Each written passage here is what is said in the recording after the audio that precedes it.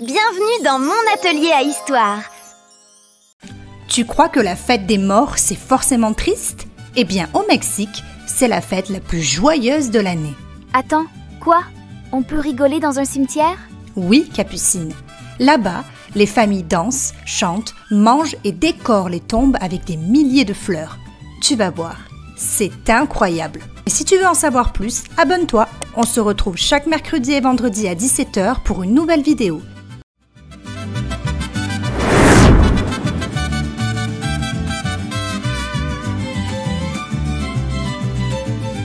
Une fête joyeuse avec des morts?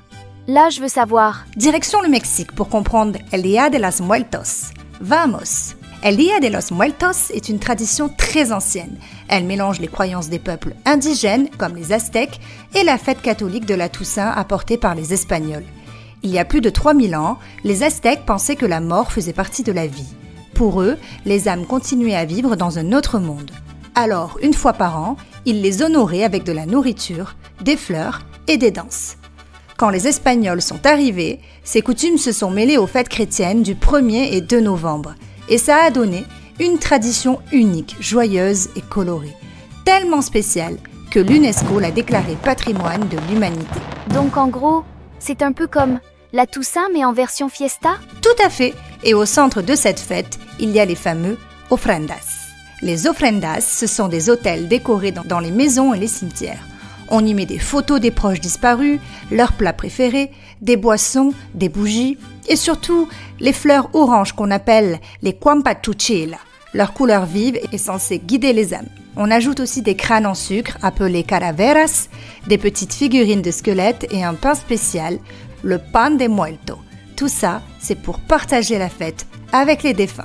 Mais Tati, ça se mange vraiment? Un crâne en sucre? Oui, et souvent on y écrit même ton prénom dessus. Donc je pourrais croquer? Dans ma propre tête?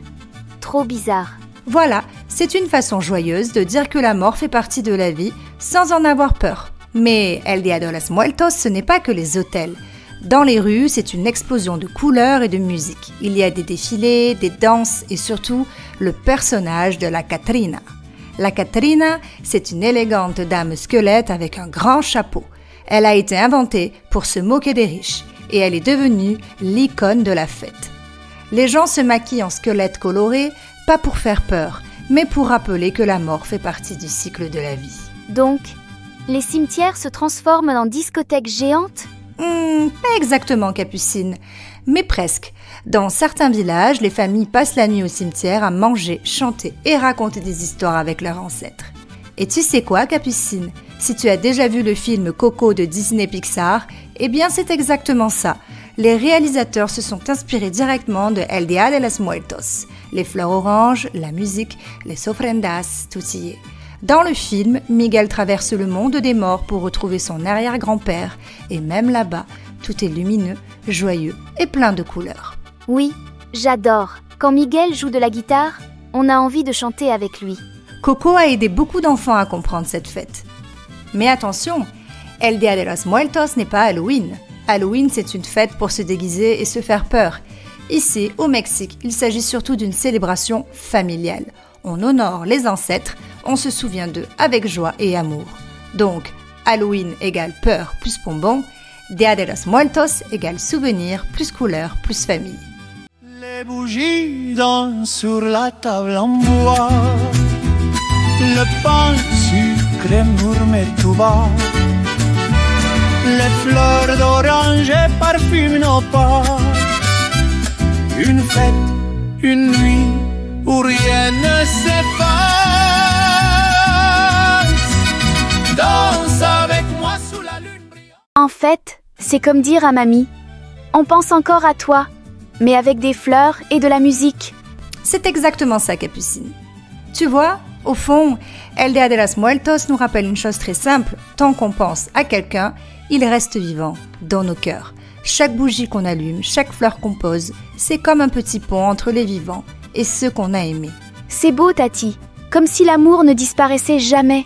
Mais dis-moi, Capucine, est-ce que tu as bien compris ce qu'El Día de los Muertos signifiait? Oui, El Día de los Muertos est une fête joyeuse, avec les ofrendas, les fleurs, les crânes en sucre, les défilés, la Katrina, et même un film comme Coco. Une tradition unique qui rappelle que la mémoire des proches continue à vivre à travers nous. Je n'aurais pas dit mieux. Merci d'avoir voyagé avec nous au Mexique. Si cette vidéo t'a plu, like cette vidéo et abonne-toi pour ne rien rater. On se retrouve chaque mercredi et vendredi à 17 h pour de nouvelles découvertes. Et pour continuer ton voyage, clique sur notre playlist spéciale Halloween. N'oublie pas de dire à tes parents qu'ils peuvent nous retrouver sur Facebook, Instagram et TikTok à Mon Atelier à Histoire. Ils y trouveront des conseils et toute l'actualité de la chaîne. Où rien ne s'efface. Danse avec moi sous la lune brillante. Les morts reviennent, leur joie éclatante. Vive les arts.